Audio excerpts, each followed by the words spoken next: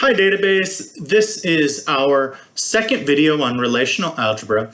In our first video, we looked at unary operators. In this video, we will be discussing binary operators such as Cartesian product, union, intersection, difference, join, and division. The primary difference between unary operators and binary operators is that binary operators require two relations. This first slide provides an overview of each of those binary operators, and it may be useful to use as a study guide for future reference. So the first binary operator that we're going to look at is the Cartesian product, and essentially what the Cartesian product does is provides a third relation from the two first relations that has all combinations of the original two. So in this example, we have one relation with tuple A, B, and C. We have a second relation with tuple X and Y, and then we do a Cartesian product for those two, and the resulting relation has a tuple AX, AY, BX, BY, and so on. And so as you can see, it's every unique combination from the original two relations. Okay, so let's move on to a more practical or realistic example. And for the next several slides, we're going to be using the two relations shown here on the right side of your screen, the C relation and the D relation. The C relation is a series of courses, and it has the course name, course number, credit, type. U represents undergraduate and G represents graduate, and then D code. And so D code is the code for the department. And then similarly, we have the D relation, which is the department relation, and it contains department name, department code, and college. Relation C has 12 tuples. Relation D has 6 tuples. And so the first question we ask is, how many tuples will the Cartesian product have? So the result of the C-D Cartesian product has 72 tuples. And so that is 6 times 12. And the result is shown on the right-hand side of the screen here. And only the first 24 tuples are shown just for space-saving purposes. And make sure that you do pay attention and notice that for each unique tuple in the C relation, tuples in the D relation are repeated. So you'll notice that for Intro to Economics, Economics 1 in Department or D Code 1 Arts and Sciences is repeated. And so that's how we would get to our 72 tuples. Okay, and at this point, it may be important to point out that the Cartesian product is not very valuable by itself. However, if combined with the select operator, it's equivalent to a join operation, which can be much more useful. And so we previously mentioned that relational algebra operations can be nested. And so here we have a select operation where C.decode, so the decode in relation C, equals D.decode, or the decode from relation D. And so C, Cartesian product D, is a new relation that is the result of a Cartesian product operation. And what that will do is return all tuples from course, or C, and department, D, where the values of D code are equal to one another. So when we use our Cartesian product with selection, you'll notice that we eliminate many of the tuples that were present in the Cartesian product without selection. In fact, we eliminate all of those that don't meet our selection condition that C.D code, or department code for each course, equals department code for each department. And so the tuples or rows that are eliminated are shown in gray, and those that are included are shown in a green outline. And as you can see, Introduction to Economics has a department code of 1. The course has a department code of 1, and it is in the Economics department. Similarly, Supply Chain Analysis has a department code of 3, and it is in the Business department. And this slide provides the complete relation of the Cartesian product with selection that we used on the C relation and D relation. And we can get even more fancy and refine it further by including selection and projection.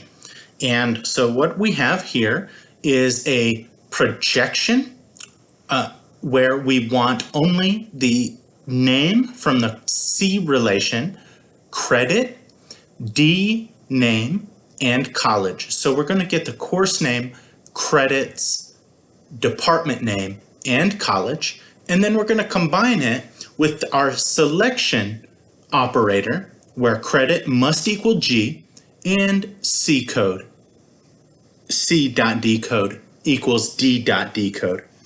And the resulting relation is shown here. So we eliminated those columns that didn't meet our projection requirements, and we eliminated those rows that didn't meet our selection specifications. Okay, next, now that we've completed our discussion on Cartesian products, we will begin our discussion on set theoretic operators. And recall from our previous class that there are 3 set theoretic operators: union, intersection, and difference. And it may be helpful to consider union and or, intersection and difference not. The first thing we're going to do in our discussion of set operations is add additional requirements to what we've already discussed. So 2 relations are union compatible if they have the same degree, which is the number of attributes. So the 2 relations have to have the same number of attributes.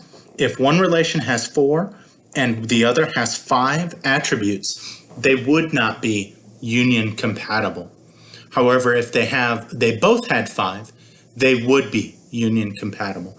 And then the second requirement is that the pairs of attributes from the 2 relations must have the same domain.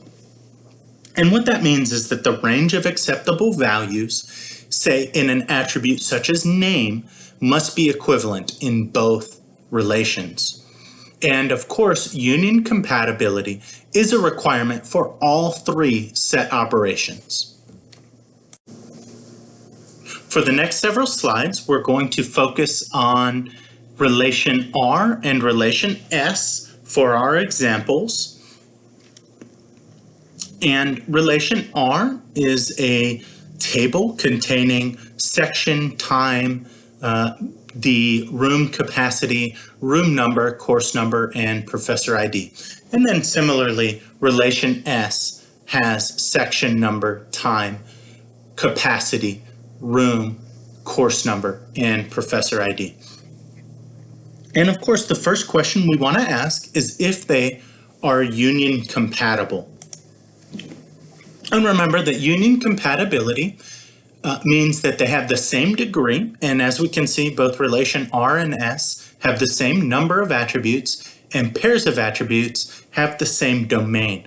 And so based on what we observe here, it does appear that they have the same domain. And so yes, these two relations are union compatible. Now that we've determined that relation R and relation S are union compatible, let's begin our discussion of set theoretic operators with the union operator. And remember or recall that the union operator is an or an either. And so what we're going to look at are those sections that are offered in either the fall or in linear. And linear may represent the building number or the building.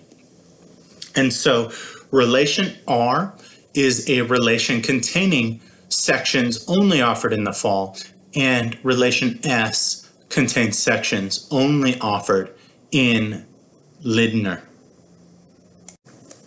And this third relation here shows the result of our union set theoretic operation. And it includes all unique tuples from the R and S relations.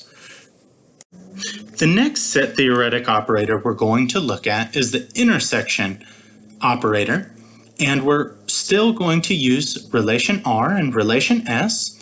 And in this case, we're looking for sections that are offered in the fall and in linear. So in contrast to a union, we're not looking for those that are in either of, we're looking for those that are in both relations.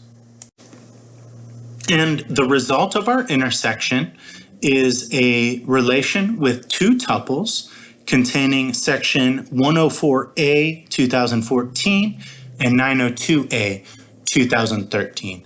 And that's because those are the only two tuples that are present in both relation R and relation S. Next, we'll conclude our discussion on set theoretic operators by looking at the difference operator. And for this example, we're looking for sections that are offered in the fall, but not in linear.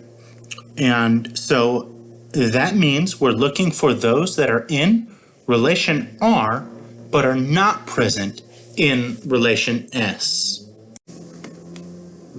And we see with this third relation, the resulting relation of our difference operation, that there are in fact three rows that are present in relation R that are not present in relation S. Section 101A, 901A, and 102A. However, difference is different from union and intersection in that it can be put in both directions. So in our first example, we looked at those offered in the fall, but not linear. And in this example, we're going to look at those that are in linear, but not the fall. And the result of this difference operation is shown in our third relation here. And there are two rows returned, and those are the rows that are present in relation S that are not present in relation R. So that concludes our first video on binary operations. And our next video will look at our second video on binary operations, and it will be in regards to join operations. And join operations are very useful.